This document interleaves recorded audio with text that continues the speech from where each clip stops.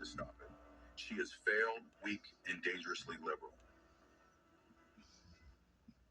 It is wrong to somehow suggest that an undocumented immigrant is a criminal. Being an undocumented immigrant is not a crime. I know what a crime looks like. An undocumented immigrant is not a criminal. An undocumented immigrant is not a criminal. An undocumented immigrant is not a criminal. An undocumented immigrant is not a criminal. An undocumented immigrant is not a criminal. An undocumented immigrant is not a criminal. An undocumented immigrant is not a criminal. An undocumented immigrant is not a criminal. An undocumented immigrant is not a criminal. An undocumented immigrant is not a criminal. An undocumented immigrant is not a criminal. An undocumented immigrant is not a criminal, and we have to correct course in this conversation. We're not going to treat people who are undocumented across the border as criminals. That's correct. When I say we, I mean Kamala and me. Kamala. What Kamala have done. We've had one of the most extraordinary 4 years of progress ever. Thank you, Kamala. Thank you, Kamala, too. Selecting Kamala, the best decision I made my whole career. So a couple of those videos, or actually all those videos, will be released in a variety of ways by the campaign today. Some have already been out. But obviously, both looking at immigration policy, as borders are, Kamala Harris was supposed to secure our southern border and be in charge of that. That's not in question. The title may be a question mark, but she was absolutely chosen by Biden to lead on this issue. And as an administration, they failed miserably. We have at least 10 million new illegal migrants into the United States while they've been in the White House. And that accounting may be generous. It's at least 10. Who knows what the real number is? And at the last segment, I'll just say we played because, again, while they try to run Kamala Harris as some change agent, we cannot forget, and thank you, Joe Biden, for taking much of his speech on Monday to remind us, it is the Harris-Biden administration. She has been in the White House for nearly 4 years. She owns the record that she won't answer questions and tries to run from, and we will not allow her. She'll be held accountable in this campaign. So with that, I'm going to give it to Ambassador Carlos Trujillo to make remarks, and following him would be Vivek Ramaswamy, and then I'll be back to help do some Q&A. Thank you, Brian, and Vivek, it's a pleasure to be here with you this morning. My name is Carlos Trujillo. I was the United States Ambassador to the Organization of American States, Washington, D.C., from 2018 until 2021. And part of my responsibilities was working on migration and working with our Central American partners. One of the numbers that Brian highlighted is 10 million people, and the number really doesn't resonate unless you put it in context. That number is more than the population of 40 states in this country. That number is higher than the majority of the Central American states. I think it's important to analyze Kamala Harris's record as the borders are. We're right now experiencing the largest amount of human trafficking in the history of the country. 320,000 children are unaccounted for. Coyotes and transnational criminal organizations are taking advantage of the most vulnerable people in our entire hemisphere and bringing them to our southern border. Visa-less flights are taking place from state sponsors of terrorism to our region for people who ultimately make it into our border. And what has she done in taking these responsibilities of being the borders are so seriously? She has never visited the southern border. She has never visited El Salvador.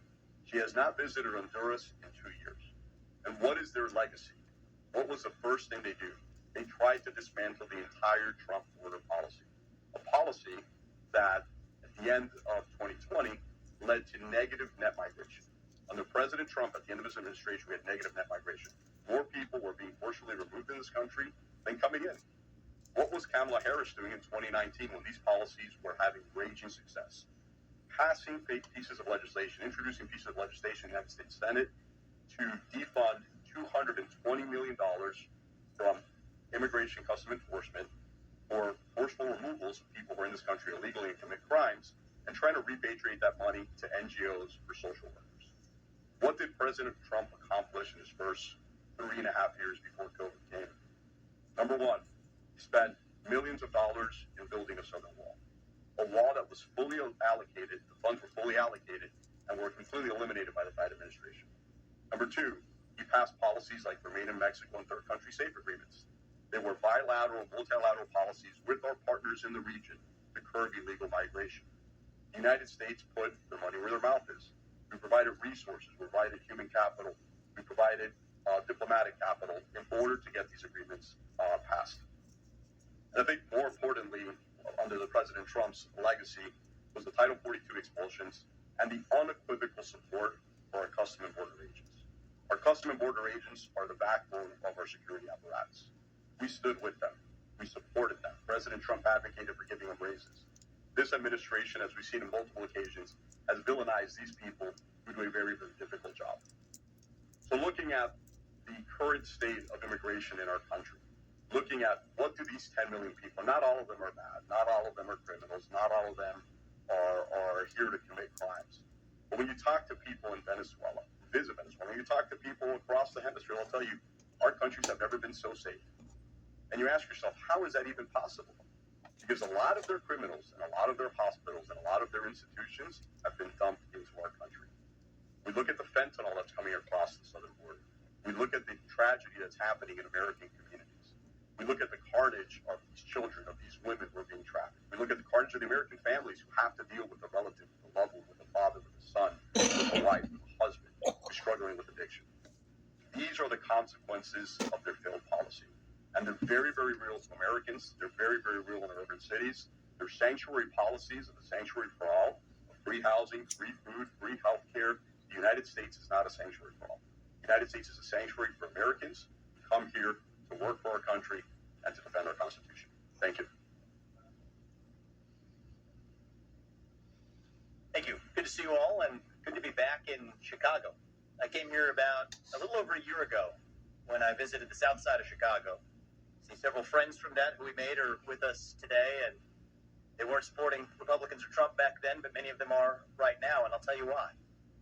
When I visited here back then, a lot of people in this community, in this city alone, asked themselves, why are they converting places like South Shore High School into an encampment for illegal migrants at a cost of $7,000 per migrant per month, when we're sitting right here following the law as law-abiding citizens of this country ourselves?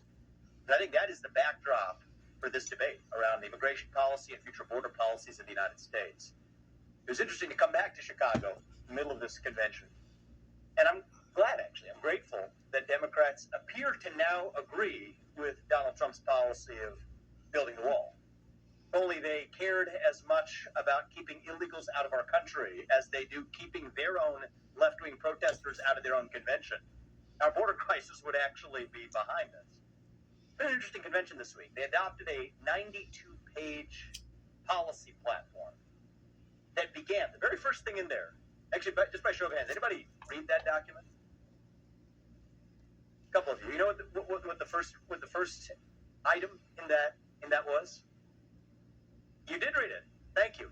Well, we share that in common. So the opening page of the 92-page document that consists of the democratic policy for the future of this country began with a land acknowledgement, which tells you a lot about where their policy priorities are.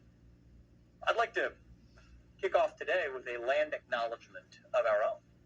Where are we right now? We're in the city of Chicago in the United States of America, supposedly that shining city on a hill.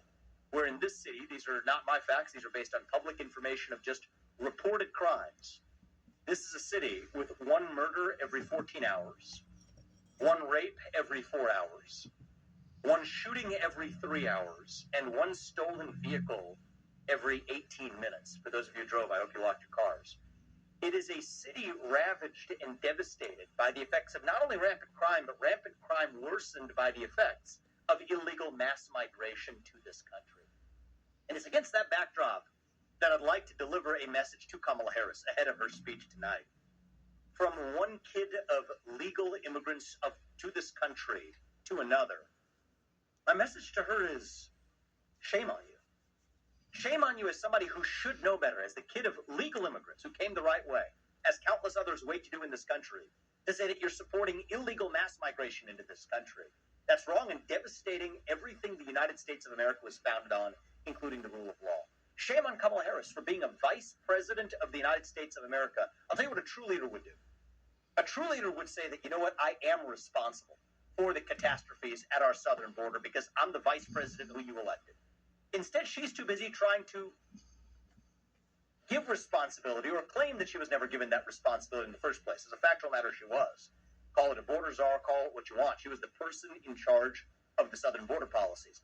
But even if she hadn't been put in charge of that, if you're the vice president of the United States of America, what level of leadership do you have to show to be able to say that you're going to pretend like you had no responsibility for the catastrophic effects of not only crime, but the catastrophic effects on the rule of law in this country? Shame on her for the several 100,000 migrant children who have been released in this country but are no longer accounted for.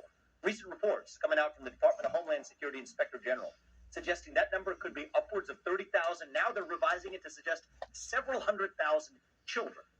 I'm not talking about adults here, you're talking about kids who are now being sold potentially into child trafficking, child labor, and worse in this country. Shame on Kamala Harris for that. Shame on her for her failed leadership of the country, and shame on her for permitting the deaths of Americans at the hands of these illegal immigrants. Laken Riley, Rachel Marin, Kayla Hamilton, Brenda Altman. Those are great law-abiding Americans who were killed by criminals. She says, we're not going to call them criminals. I'll call them what they are. I'll call them criminals who slaughtered law-abiding, good Americans sitting right here. So I challenge Kamala Harris tonight. She's given a speech. She has an opportunity to show herself as a leader of the free world, which she wants to be. The President of the United States of America. To have a spine and to apologize to the family members of Laken Riley, of Rachel Marin, of Kayla Hamilton, and of Brenda Altman. Look them in the eye through the camera and tell them you apologize for the failed policies, and even more importantly, tell the rest of us what policies you're actually going to adopt to make sure something like that never happens again in this country. And if she does that tonight, I'll disagree with her. I'm not going to vote for her, but I'll give her credit for doing that. But if she doesn't, it will tell you all you need to know about a president who is hiding from in the shadows from an actual policy debate about the future direction of the United States. And I think that job falls on many of you who are here today. I say this with due respect to those of you in the media. For the last 3 years, many covered for Joe Biden's cognitive deficit in the same way that I worry the media is now covering for Kamala Harris's policy deficits. And Americans are left holding the bag both times over. Our voters on both sides, Democrats and Republicans, are robbed of the ability to make a thoughtful decision of who they're actually going to support without knowing what policies they actually stand for. Say what you will about Donald Trump. I'm not asking you to agree with every single policy he stood for. I'm here as a former Republican presidential candidate myself. The last time I came here to the south side of Chicago doing a campaign event, it was when I was running against Donald Trump. So I'll say this myself. Do I agree with 100% of his policy prescriptions? No American has to in order to vote for him. But I will tell you, he has at least given you clear policies. From a crypto asset framework to a digital asset policy vision, to a southern border policy, to commitments to make mass deportations of illegals who are in this country, tariff policies to our trading partners to hold them accountable, a clear vision for how to bring peace to Ukraine and to other parts of the world. You may not agree with his policies, but at least he's given you. We just watched Trump ally and former presidential candidate Vivek Ramaswamy speak at the Trump Hotel in Chicago. So as part of his counter-programming efforts during the DNC, Trump himself will visit the southern border today to highlight the immigration issue.